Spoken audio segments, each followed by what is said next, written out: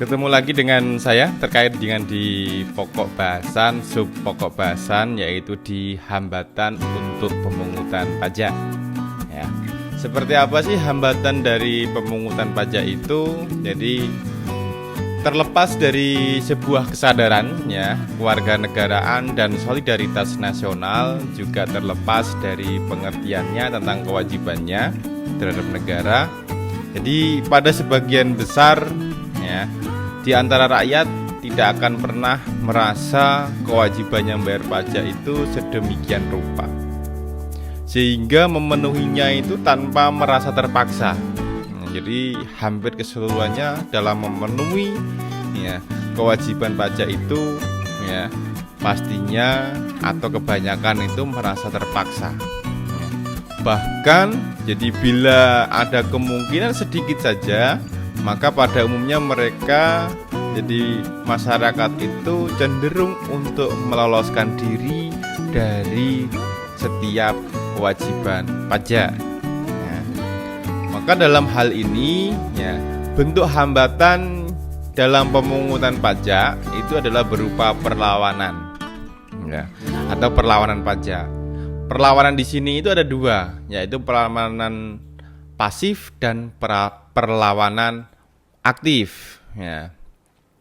Untuk perlawanan pasif itu sendiri, jadi masyarakat itu enggan, dalam hari ini pasif membayar pajak. Jadi ada beberapa penyebab yang menyebabkan masyarakat menjadi enggan, ya, membayar pajak. Yang pertama, perkembangan intelektual dan moral dari masyarakat. Jadi bisa saja, jadi intelektual itu semakin maju, ya, bisa saja berpengaruh positif. Jadi kepatuhan terhadap wajib pajak itu bisa meningkat ataupun sebaliknya. Moral masyarakat juga, ya, bisa berpengaruh positif, jadi meningkatkan perlawanan ataupun mengurangi diri perlawanan. Yang kedua, penyebab keengganannya atau adalah sistem perpajakan yang mungkin dianggap sulit dipahami oleh masyarakat wajib pajak. Jadi kita tahu, jadi sampai dengan saat ini untuk memahami terkait dengan perpajakan itu juga masih sedikit yang paham. Bagaimana sih menyusun SPT, melaporkan pajak, membayar pajak, itu juga, ya, kalau mungkin masyarakat di kota-kota besar, ya, sudah mulai kaitannya untuk memahami itu. Tapi masyarakat yang mungkin di pinggiran, ya, kadang itu juga belum memahami kaitannya dengan di prosedur pelaksanaan dan tata cara untuk kaitannya di melaksanakan kewajiban pajak. Yang ketiga, jadi penyebab terjadinya keengganan dalam kaitannya perlawanan pasif di sini adalah sistem kontrol tidak dapat dilakukan atau dilaksanakan dengan sebaik-baiknya.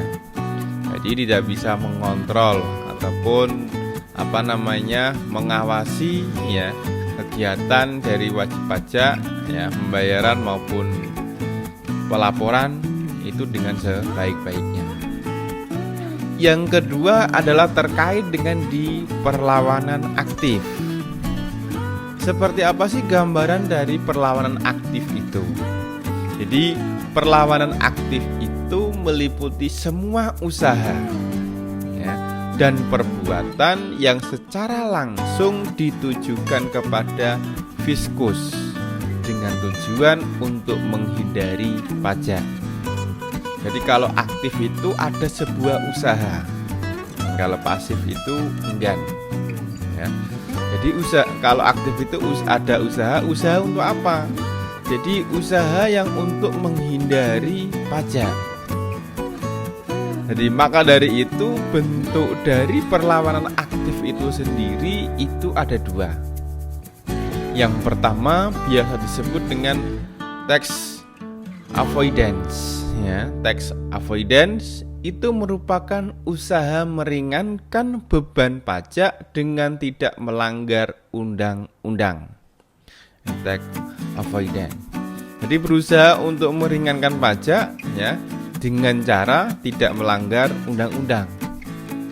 Yang kedua ada tax evasion, yaitu usaha meringankan pajak dengan cara melanggar undang-undang. Jadi tax avoidance adalah usaha meringankan beban pajak dengan tanpa melanggar undang-undang, sedangkan tax evasion adalah usaha meringankan pajak dengan melanggar undang-undang, seperti hanya misalnya menggelapkan pajak. Maka dari itu ada upaya dari pemerintah untuk meningkatkan pajak. Jadi bentuk upaya yang dilakukan oleh pemerintah dalam meningkatkan pajak itu juga ada dua jenis, yaitu ekstensifikasi dan intensifikasi.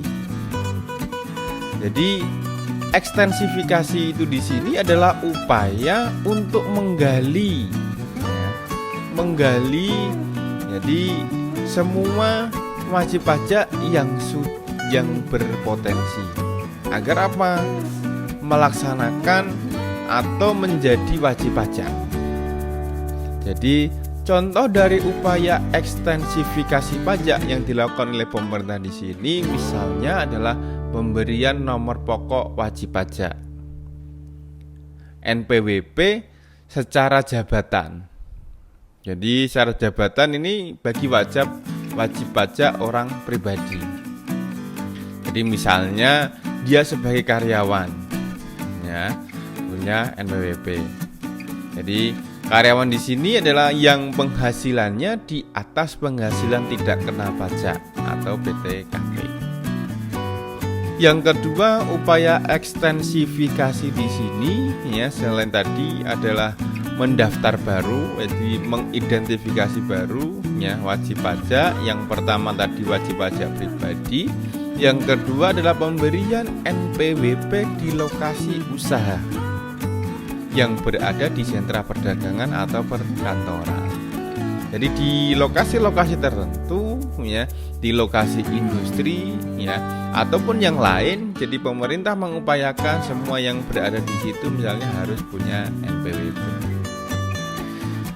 Yang selanjutnya upaya ekstensifikasi pajak bisa pemberian NPWP atau pengukuhan pengusaha kena pajak atau yang bisa dikenal dengan PKP. Bagi pengusaha yang belum terdaftar.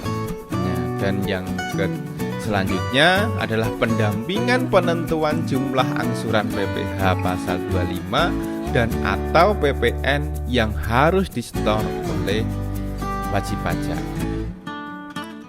Dan yang terakhir adalah di penentuan jumlah PPN yang terutang atas transaksi penjualan dalam tahun berjalan kepada pedagang eceran yang mempunyai usaha di sentra perdagangan. Jadi ini adalah upaya ekstensifikasi. Jadi memasukkan sebuah data informasi terkait dengan di wajib pajak. Yang kedua adalah ada di upaya intensifikasi. Kalau intensifikasi di sini adalah sebuah upaya aktivitas yang dilakukan untuk mendata ya,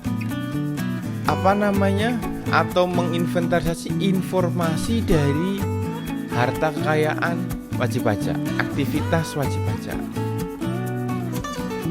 Contohnya apa upaya intensifikasi pajak di sini?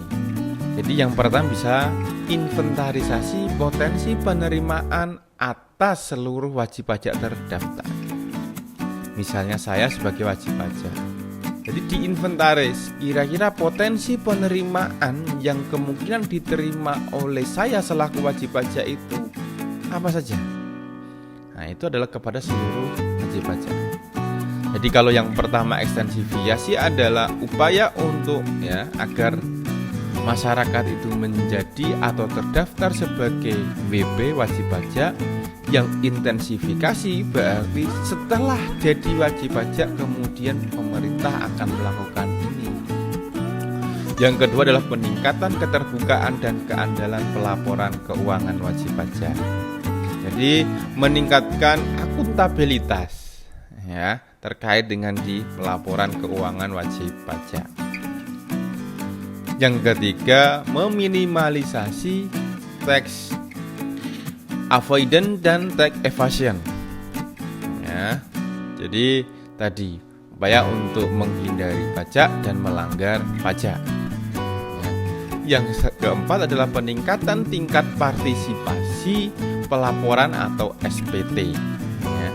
Jadi meningkatkan pelaporan untuk SPT. Dan yang terakhir adalah di perbaikan administrasi pemotongan dan pemungutan pajak melalui pihak ketiga.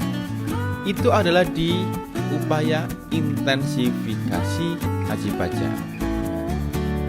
Sehingga dari kegiatan intensifikasi upaya dalam hambatan itu, ya, selanjutnya adalah terkait dengan di hutang pajak.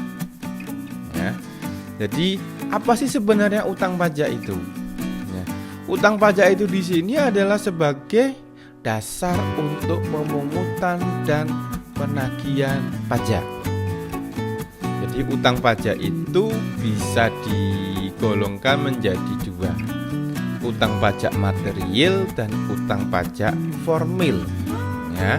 Jadi utang pajak material itu berarti utang pajak yang timbul karena bunyi dari undang-undang, tanpa diperlukan perbuatan manusia, asal memenuhi syarat, ya, terdapatnya suatu sasaran pengenaan pajak atau tax band.